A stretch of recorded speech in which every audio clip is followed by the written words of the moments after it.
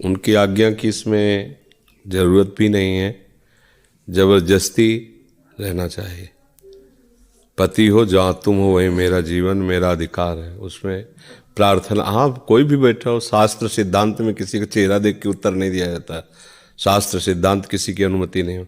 पाणी ग्रहण करते समय हाथ बढ़ा करके स्वीकार किया गया था इसी बात के लिए कि जो भी कार्य है उनमें हम आप दोनों मिलकर चलेंगे। अर्धांगिनी अर्धांगिनी होती है, और अगर वो आपके समीप रहना चाहती है तो भगवान ना नहीं कर पाए आपकी क्या बात है। सीता जी के लिए बहुत बड़े बड़े महापुरुषों ने, जनक जी और बड़े बड़े ज्ञानियों ने बैठकर सवाल लगाए, कुछ दिन अयोध्या रह लेना, कुछ दिन जनकपुर रह लेना, कभी कभी इधर कभी कभी उधर, आपके लिए तो वनवास नहीं है। प्रभु ने भी कहा कि हमारी आज्ञा है आप यहीं अवध में रहो, गुरुजनों के पास रहो, माता को बहुत संतोष मिलेगा, क्योंकि हम जा रहे हैं तो कौशल्या माता को कम से कम आप रहोगी, तो दोनों पक्ष में प्राण बने रहेंगे सबके। जानकी जी ने कहा प्रभु आप ऐसा कैसे कह सकते हो, क्या तन के बिलक करके छाया को रखा जा सकता है क्या? नहीं रखा जाता। क्या मछली को जल से अलग करके जीवन दान दिया जा सकता है क्या? नहीं दिया जा सकता। तो प्रभु बस मुझे ना चक्रवर्ती सम्राट महाराज का महल अच्छा लगेगा और ना महाराज जनक जी का महल अच्छा लगेगा। आपके चरणों की समीपता यदि कुछ साथरी में व्यतीत करने को मिलेगी तो उसके सामने सब तुच्छ है, मुझे कुछ नहीं चाहिए। किसी के रोके नहीं रुकी। अंतिम समय दशरथ जी ने कहा था सारथी से कि कह देना सीता जी से, अगर वो अकेले वापस आ गए तो हम सब जीवित हो जाएंगे, हमारे प्राण बच जाएंगे। चलो मानते हैं कि राम तो मेरी बात अब नहीं मानने वाले, क्योंकि वो सत्य प्रतिज्ञ हैं, वो तो जाएंगे 14 वर्ष के लिए, लेकिन आप कोशिश करना अगर जानकी जी वापस आ जाए तो हम जीवित, हमारे प्राण बच जाएंगे। तो शास्त्रीय सिद्धांत भी है और व्यवहार में भी है, ऐसा नहीं है। आप वृंदावन वास कर रहे हैं, हाँ अगर पत्नी की अनुमति है कि हम अपने बच्चों या माता पिता की सेवा में आप जा सकते हैं तो फिर बात अलग। पत्नी कह रही हम साथ रहना चाहते हैं तो फिर आप उस पर शासन नहीं कर सकते, फिर आपको तो साथ ही रखना ही होगा। ये शास्त्रीय सिद्धांत है। जैसे वानप्रस्थ ब्रह्मचर्य, गृहस्थ और वानप्रस्थ। जब वानप्रस्थ की बात आती तो उसमें ये बात आती कि पत्नी से पहले आज्ञा लीजिए, आज्ञा शब्द है, पत्नी से आज्ञा लीजिए, क्योंकि पाणी ग्रहण किया है कि अब मैं वनवास करना चाहता हूँ और एकांतिक भजन करूँगा। आपकी रुचि है तो बच्चों के साथ रह सकती हो, आपकी रुचि नहीं तो जैसे हम रहेंगे वैसे तुम्हें रहना पड़ेगा, भूखे या जिस परिस्थिति में, बस उसकी अनुमति के साथ है। वो अगर कह देती सहमति, हाँ आप जाइए हम यही हैं, खत्म खेल। पर ऐसा नहीं चलेगा कि हम वृंदावन वास करें और वो हमारी आज्ञा में बाहर रहे। हाँ अगर वो राजी है तो कोई बात नहीं, अगर वो रहना चाहती है तो फिर आपकी आज्ञा की आवश्यकता नहीं, फिर आपके पास उसको रहना ही अनिवार्य है। क्यों? माता पिता हैं घर में, तो तुम्हारे माता पिता है ना, उसके माता पिता भाई बंधु तो सब आप हो।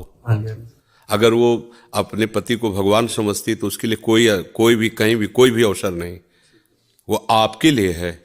आपके माता पिता हैं, आप देखिए, आप माता पिता को लाइए, आप सेवा कीजिए, आपका संबंध उससे है। उसने माता पिता को देखकर ब्याह नहीं किया था, उसने आपको देखकर ब्याह किया, उसने आपसे संबंध माना। आपकी खुशी के लिए वो सबकी सेवा करती है और उसकी खुशी उससे दूर है, वो कैसे बर्दाश्त करे? ये सिद्धांत नहीं, मतलब ये सिद्धांत नहीं। हाँ आपको उसके साथ उसको राजी करना होगा। अगर वो राजी है तो सार्स है, आपके दो हाथ हैं, एक हाथ इधर से दे रहा है, एक हाथ उधर सेवा कर रहा है, चलेगा। आपको उससे राजी करना होगा। अगर कहती नहीं हम वहाँ नहीं रहेंगे तो नहीं, फिर आप जहाँ हो उसका अधिकार है, शास्त्रीय और व्यवहारिक भी, शास्त्रीय भी और व्यवहारिक भी। वो आपके माता पिता की दासी नहीं है, वो आपकी दासी है। आप जहाँ हो वहीं उसकी सेवा है। आपको उसको राजी कर लो फिर कोई बात नहीं। हाँ अगर वो राजी हो जाती है सार्स तो कोई बात नहीं, कोई फिर वो उसकी राजी होना अति अनिवार्य है। आज यही सब भूल गए हैं, तभी अपनी अपनी रुचि के अनुसार फिर क्या हो रहा है कि ये सब दुनिया की जितनी दलिद्रता है ना, पापाचरण है, सब हो रहे हैं। पति अपना कहीं, पत्नी अपना कहीं, और उनका तलाक, दुनिया का सब गंदगी जो है ना, सनातन धर्म में ये गंदगी नहीं थी। ये सब बाहर से आई जो दिमागों में गंदगी है ना, बेविचार प्रवृत्ति, ये सब हमारे धर्म में नहीं। बहुत गंभीर, शांत और मृदु व्यवहार करने वाला सनातन धर्म है। हिंदू धर्म कोई ऐसा नहीं है, पिट गया है लेकिन किसी को पीटने की इच्छा नहीं की है।